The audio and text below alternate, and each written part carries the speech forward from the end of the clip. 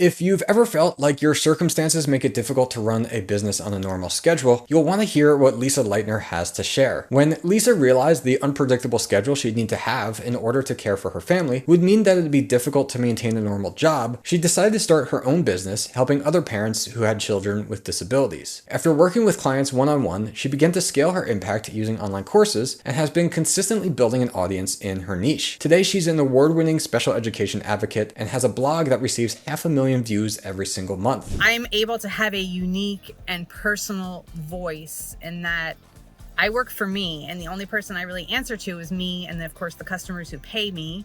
But I don't work for a big agency. I'm not restricted by things I want to say or things I want to do in a field that is pretty, it's contentious, it's adversarial. There's a lot of opinions. But I can be me. And that's really the greatest part of it, is that I can be me, and I don't have to be the other people. Welcome to The Creator's Adventure, where we interview creators from around the world hearing their stories about growing a business. Hey everyone, I'm Brian McAnulty, the founder of Heights Platform. Let's get into it.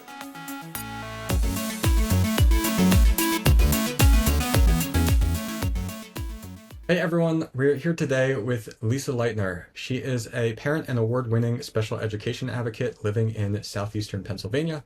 Her website, A Day in Our Shoes, offers IEP tips and ideas for parents and teachers. She also provides special education advocacy training for those who wish to be parent advocates, and she hosts a free online forum for parents and school staff where every question is answered by an IEP advocate. Welcome to the show. Thanks for having me. Yeah, I'm excited to talk with you today. I'm also proud to be able to say that you've been a Heights Platform customer for more than 4 years now. But I don't know you too well, so I'm excited to get to know you a little bit better here. Yeah, I actually bought it prior, like when it was really just an idea rolling around in my head. I bought it and just kind of shelved it for a little bit. So I think my course has been on there maybe 3 years, but I was kind of poking around, looking at things and evaluating it before I really jumped in. Cool. All right, well, my first question for you is, what is the biggest thing that you did or you are doing that has helped you to achieve the freedom to do what you enjoy? I think it's really just transforming my business. I started out as a one-on-one advocate, and I still work as a one-on-one advocate for families in person, locally, obviously. But just transforming it to a mostly online business, which really had to take place. My son's health isn't great. And as such, we have a lot of doctor's appointments. He misses school often, and things like that. And so 2 times in my regular career, when I was working out of the home prior to 2010, I had the talk with my supervisors about how much time I was taking off, right? Like, we know America isn't so family friendly to working moms, and especially when your child has disabilities. So at 2 different jobs, it was, hey, do you need to take FMLA and things like that? So, transformed it to an online business where I really can make my own hours and, record the course sessions ahead of time and things like that. And I might be recording things on Heights, at 10 o'clock at night, because that's just the time I got that day. So, really just having the freedom to have an online business that works around my family's needs and my family's schedule. Yeah, that's awesome. I think even like, I guess everyone listening to this is pretty much more trying to be entrepreneurs, but even if you're not, like, being able to have like a remote position where the company is like more receptive to that, which is still hard to find, even though there's so many more remote jobs now, I think is so important. Because like for my schedule, there's things that a normal 9 to 5, like it just wouldn't work even with my schedule. It feels so forced and would throw things out of whack. Yeah. But so like I find myself, I get more done in the morning before my daughter wakes up, and then in the evenings I feel like I'm also really productive. I tend to like want to go out or do errands or whatever in the afternoon, but like if I had a normal job, that would not be something I'd be able to do. Right.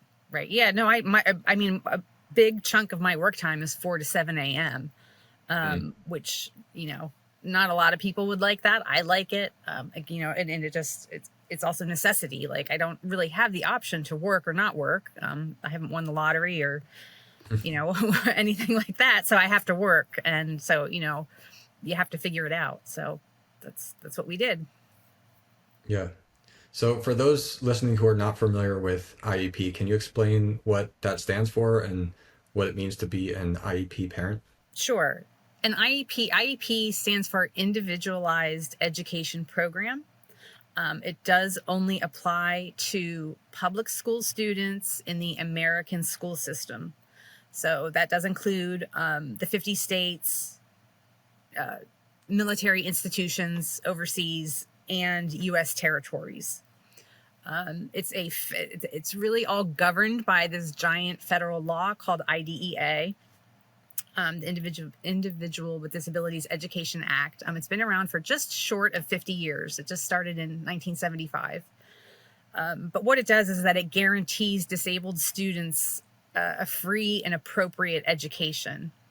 And much like all the other things that happen with our government, it has become this huge, cumbersome, confusing, and aggravating process, really for both parents and for school staff, which all comes down really to public education funding, but I won't bore everybody with that.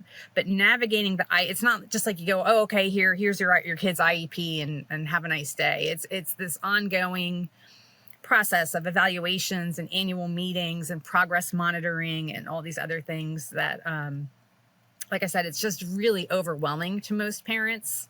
And so that's what I do is I started out as a one-on-one advocate where I would meet with you. If you had, you said you had a daughter, if she had an IEP, we'd talk about your concerns and we'd go through the process and I'd attend your meetings with you and things like that. But that's not really sustainable long-term. There's so much need. 15% of American students have an IEP.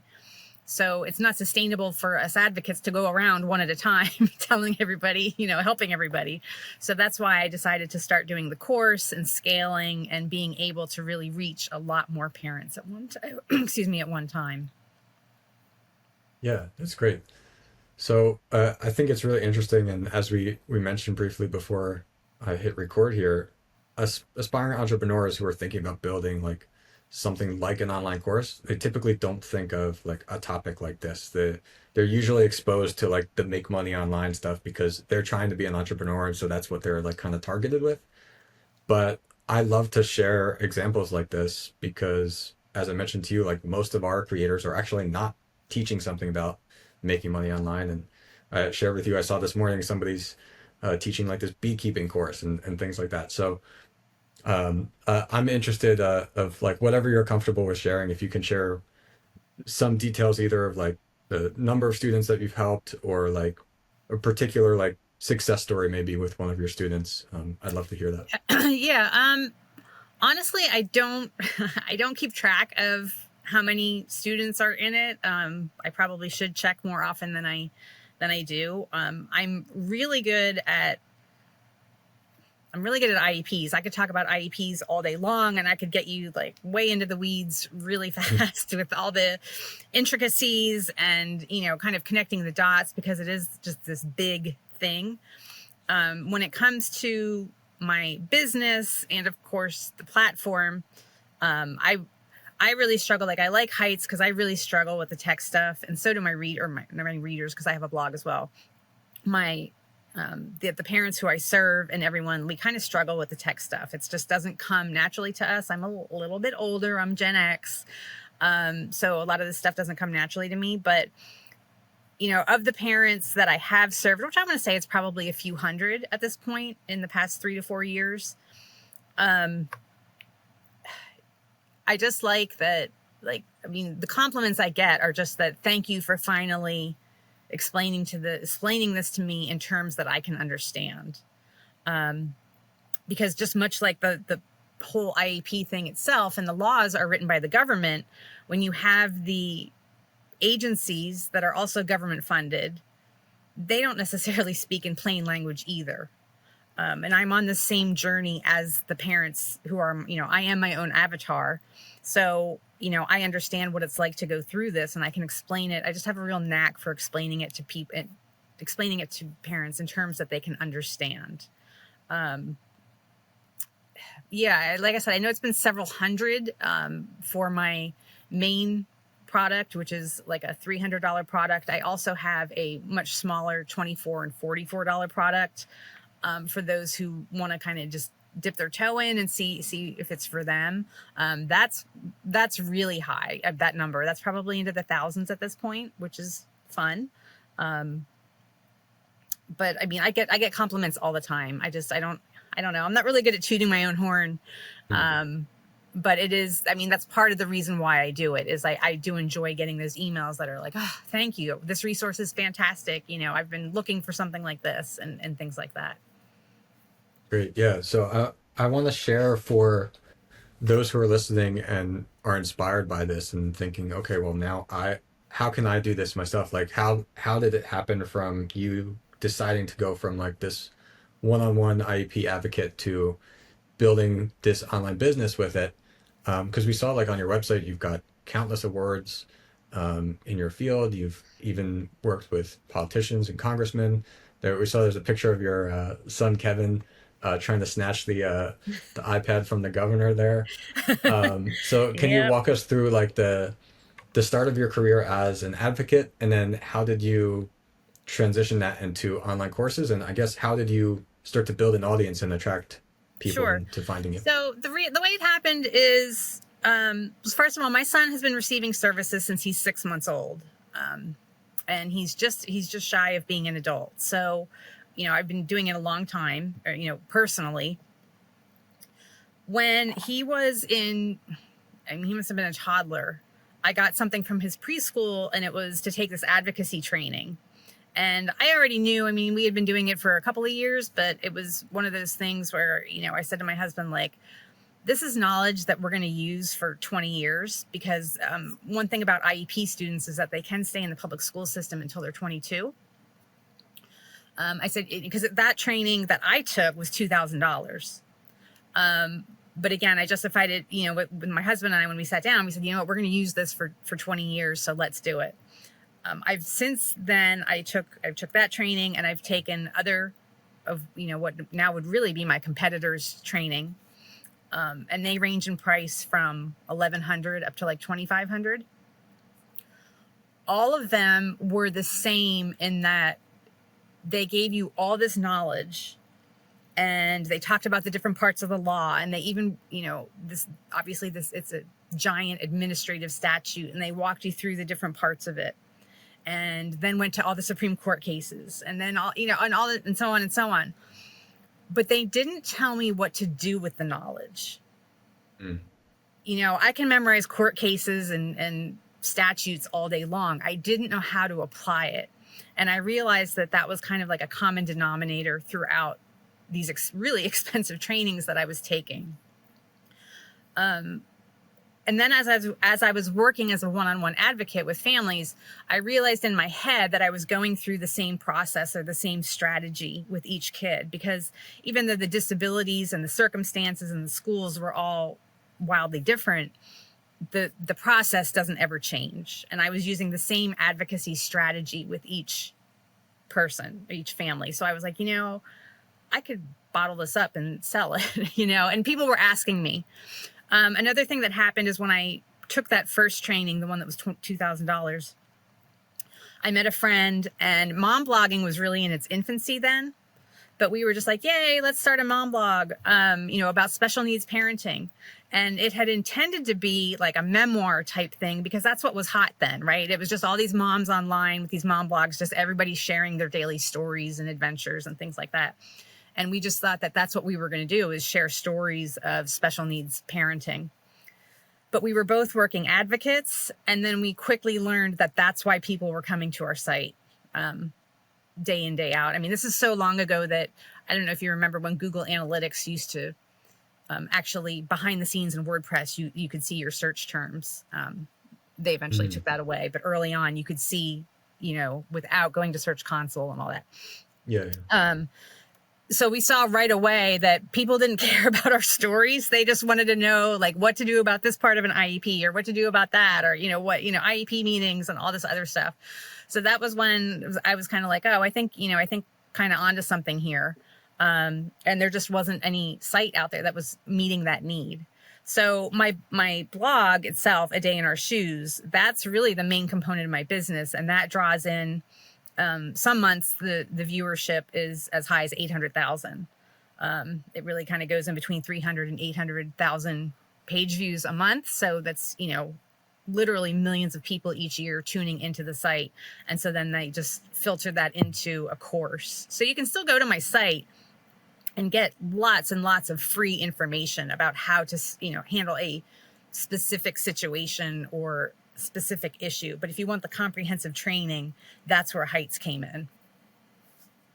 Yeah, and I mean, this all makes complete sense how you've laid it out. And I've heard a lot of similar stories of a creator who recognizes that, okay, the solution that exists now is either not good, way too expensive, or both, like this case. Right. And so, like, you don't have to think of something of like, how am I going to make a $1 billion business or something crazy? But you can provide something that was helpful to you and what you had to go through to be able to share that with other people.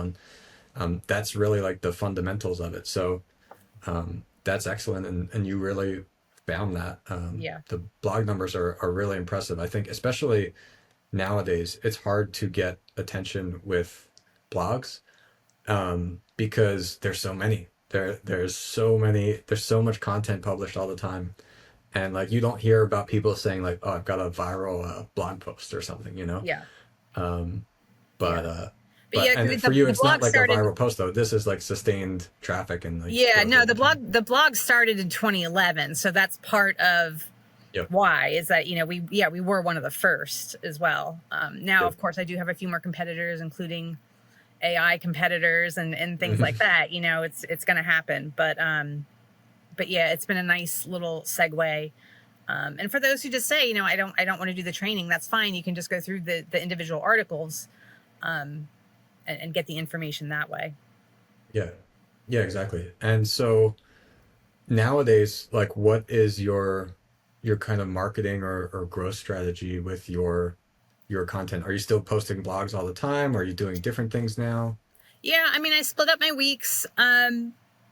Yeah, between the blog and what I just call my products. Spending about half of a week on each, updating and new blog posts. As I'm sure you've heard, there have been a lot of Google changes in the past 6 to 8 months. And I have been affected by them, and not in a positive way, not as hard as, a lot of people lost everything. Knock on wood, that didn't happen. But I still use that, and, social media, email lists, just all the basic stuff. Okay. Yeah, I guess. Yes. Yeah.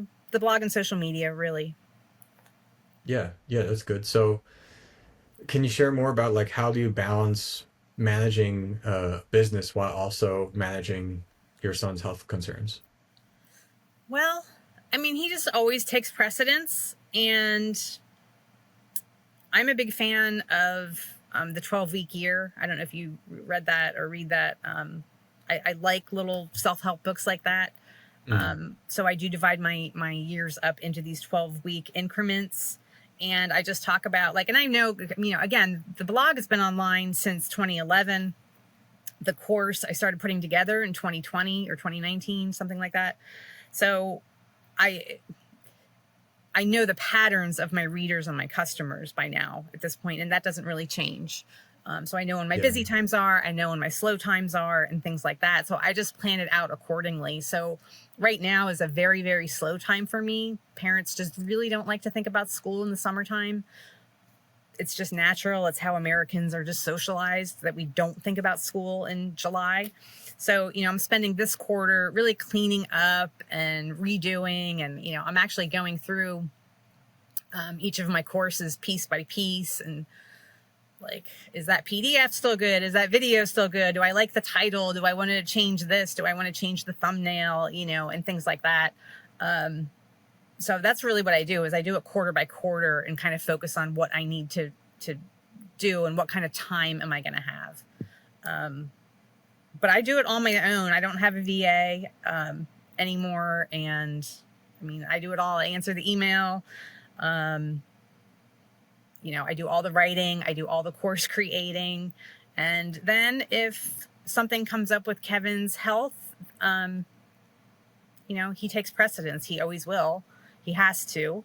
But I've gotten really good also with him as far as not putting too much on myself. And I know what our limitations are likely to be. Like, I used to have it in my head that, like, I worked a 40 or a 50-hour work week, and it's just like, it's just not possible. So, you know, then I'm not going to get things done. And I would create a to-do list for like a 50-hour work week, and I rarely can work more than 30 or 35 hours. So, you know, but it can be done. And you know, I started out as a side hustle, so it can be done. So, Yeah. Yeah, I think that's really inspiring though. And like I can relate to that in ways myself of like it's easy to give yourself this number of tasks for whatever number of hours and then realize like that doesn't match up with kind of reality. right. And but if you try to go through that and it's really stressful because you're not getting the things done that you're trying to like have planned out. But when you can kind of like embrace your constraints for whatever they are in your personal life, then I think it's much easier to be less stressed out about your business. And in the long run, like it can work out. I think, like as you're a great testament to that, whatever constraints which everybody has, which are different, there's a way to make that work. Right. There are. And it's just, you know, I don't even, you know, probably now we're in a place in our lives where Kevin usually misses, he goes to school year round, first of all, let me say that. So, but he probably misses about 1 day a week at home, and he needs one-on-one care for everything. He doesn't talk, and he's tube fed, and it's a lot. It's not, you know, so he needs a lot of one-on-one care. But even like when I do plan out my 12-week year, I can generally only get in 4 weekdays. And just even that is very kind of liberating. And because I would not get all these things done and then beat myself up over it. You know, and it's like, Yeah, well, yeah. you got to be realistic. But also, you know, the online piece of it is that if he does end up in a hospitalization situation, well, I just bring my laptop. And if I'm just going to be sitting bedside anyway, you know, I just bring my laptop, and that's what we do. You know, and I've created a lot of content, you know, sitting in a hospital, and that's just how my life is, just very different from most people's, but you got to make it work. Yeah. Yeah, well, I really do think the idea of like a 12-week year and like that kind of planning is very helpful, especially for somebody who not only like you've got constraints around your family and health, but also just as a creative entrepreneur. Because if you think about like a musician, for example, like they will spend this time to like write the music and then they will go and record it. And then after that's done, then it shifts into like now we're going to go on tour. And like that's a completely different thing. And like those things are not really connected. And so I think it's very helpful to give yourself these periods where it's like, all right, now we're focused on marketing or growing the business. I'm going to do these things. And then the next one, like as you said, okay, now let's take a look back into everything that I created. What do I need to refine or adjust? And so with that said, I'm curious, over time, has there been any like massive changes in your like course or product structure where like I get that you started out as like one-on-one advocate, realized you could impact more people by like sharing some of those repeated steps in a course, but like has the format or things like that changed over time, or have you pretty much stuck towards the one format and just like updated content and Right. things? So I'm working on that. I have a lot of notes written down. What I started out with was I was doing live training. And then when we would do the live training and I would let participants ask questions and things like that, that video would then go into the training library. So it was, you know, the best of both worlds for students. You could attend live if you wished and ask me questions, or do it on your own time at your own pace and watch it when you want to watch it. I am at the point now that I think there's a total of like 88 or 98 different modules in my course. If you buy the whole package, the $300 package, it's and what I found is that, like, I love talking about IEPs, and I'm like, okay, well, now we're going to talk about this part, and we're going to talk about this, and but what I'm finding now for customers is that that's overwhelming. And what I was advertising as a benefit of, like, hey, you pay this price and look, you're going to get like 100 different things. They're like, whoa, 100, like that's way too much, and they get Yeah. overwhelmed by that, even though like 100 probably wouldn't even apply to every child. They don't, because there's different, some are for preschool only and things like that. So I started chunking it down into these mini courses and creating mini courses based on different subject areas for parents. Those have not done as well as I would have liked. I've not marketed them as much as I would have liked. But that's kind of where I'm at now, is listening to feedback from my readers that even though my $300 price tag is, 20% of what some other places are charging, it's still too much. They don't want to spend $300, and it's too big. It's too overwhelming. They just think, like, I don't have time to take 100 modules. So that's where I'm at now, as far as trying to transform it into these mini courses and market them better, and really just, again, meet my customers where they're at, which is they want to, less money and less time. So Yeah. I expect to be doing a little bit more sorting and organizing this summer as far as that goes. Yeah. Well, I'm glad you shared that, because I think that's so powerful to understand for especially somebody like just getting into course creation, because it's such a common worry that somebody says like, "Oh, I'm not good enough. I'm not the best expert at this yet." But when you're so experienced with it, you want to talk about all these things that your customer actually doesn't care about yet. And so you've got to find a way, as that like top expert, how can you give them the things that they want as a result right now, and get them to the point where now they care about it like you, and now they want to get into all of that and learn about all of that. So in some ways it can actually be harder when you know more. Um, but then also like the importance of getting people to that result and figuring out that like the length of the course is not why people buy it. They would buy the shorter course actually and spend more money on it if Yeah. they can get the result more confidently and faster.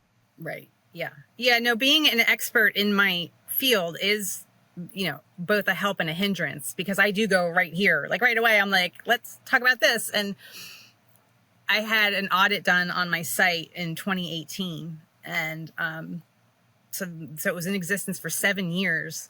And some of the feedback was, I didn't even have a blog post that was titled, "What is an IEP?"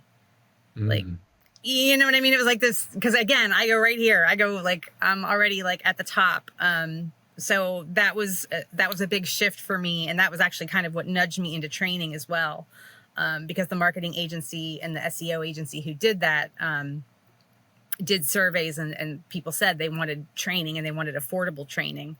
But yeah, getting that beginner stuff. So you're right. You don't have to be an expert. Even the beginners, people need that beginner information. Like you mentioned beekeeping, and I have some neighbors who do it, but I know nothing about it. Like, I wouldn't even know like what bees to buy, or like I see these boxes in their yard, but like, what are they and where do you get them? And all that like basic stuff that I wouldn't Yeah, know. there's going to be like terms in a blog title that someone wrote about that you don't even know the term to even begin to search for it yet. Yep.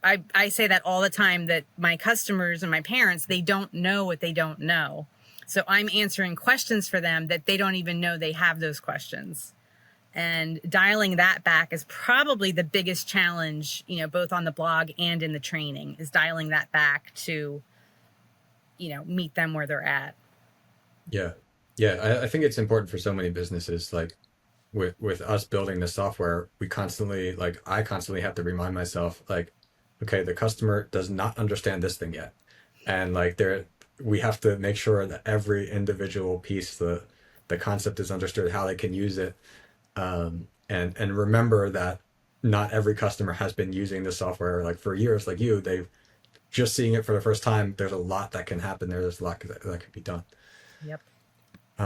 So I'm curious, what advice would you give to somebody who is considering to create online courses or some kind of online business in a space related to health, um, especially if they're also dealing with like somehow that issue themselves in a way? I mean, I really just started out with it started out with as simple as I did have a VA at the time. We started just a little folder in email. And when we would get inquiries from readers, just kind of keeping those in one spot for months and months, and then Mm, just evaluating that and talking it over and really taking notes with my one-on-one clients with what they knew and what they didn't know. Um, and just thinking about what's the problem that you're solving? What's what result are these people trying to get that they can't get elsewhere? Um, and that's really been it, is focusing on, if you don't have a website already, you're going to have to get online to either some, message boards or chat forums or Reddit or Facebook groups, and just kind of lurk and listen and see what people are, because let's be honest, how many weight loss courses are out there? Probably, hundreds of thousands, if not millions. So what are you going to do better than all of those other people offering the same thing? Because even something as niche as mine, I do have a lot of competitors. So, you have to focus on what your niche is for you, not just within your niche, but what your talent is within your niche, and to not be. I wasted a lot of time, I think, trying to be the big agency or trying to compete with the big agency that has the mm, $2,000 training. But that's not what I'm good at. What I'm good at is being me. And there's a reason why they're coming to me rather than a big agency, and kind of like appreciating what you have and who you are, while at the same time, maybe not competing with my competitors, but offering an alternative to those as well. yeah, yeah, that's excellent advice. And I've made similar mistakes myself in the past. That yeah, it's so important to just be the way that you are, and your unique message and experience. That's what's valuable to people, and pretending to be like the big competitor, it's not helpful, and you're not them. You can't be Right. them as well, but they can't be you. And so Right. like when you are actually doing things your own way, you're going to have these unique things that they can't copy or they can't offer in the same way. Right. Right. Yeah. And I'm able to have a unique and personal voice in that I work for me, and the only person I really answer to is me, and then of course the customers who pay me. But I don't work for a big agency. I don't have to, I'm not, what's the word I'm looking for? I'm not restricted by Mm, things I want to say or things I want to do in a field that is pretty, it's contentious, it's adversarial. There's a lot of opinions, but I can be me, and that's really the greatest part of it, is that I can be me, and I don't have to be the other people. yeah, yeah, I love that. All right, well, I've got one more question for you. And on this show, I like to have every guest ask a question to the audience. So if you could ask our audience anything, whether something you're curious about, something you want to kind of get everybody thinking about, what would that be? Gosh, I know this was sent over in the email, and I couldn't think of anything then, and I'm struggling to now. Um, I guess for me is I would love to hear from other creators, just at times, how you stay creative, because again, my website's been up since 2011.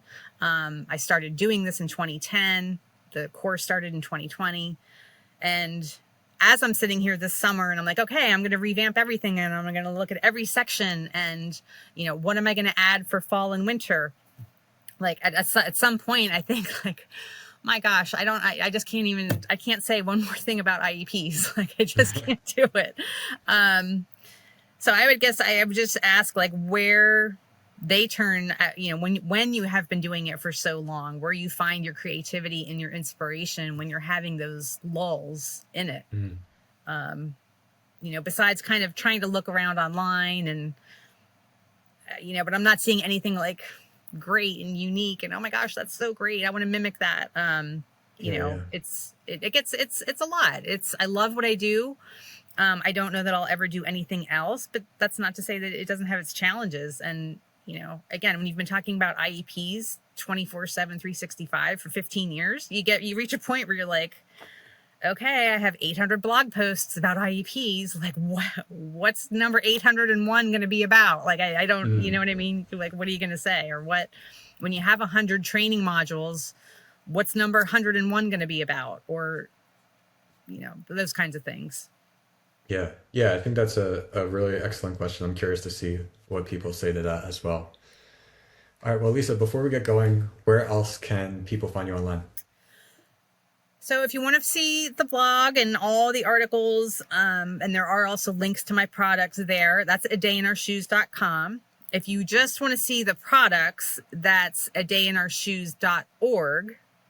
And that is a page, that's just a one-page thing, but it has a whole bunch of images and buttons that will lead you to the various heights courses and things like that, and the mini courses, the full course, the IEP toolkit.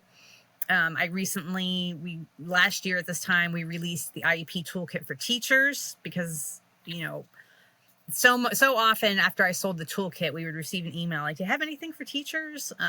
So I did have two teachers help me develop that. But again, that if you're interested in those, is adayinourshoes.org. And other than that, I'm on Facebook. I have a YouTube channel, Pinterest, Instagram, all of it. So Awesome. Well, Lisa, thanks so much. thank you.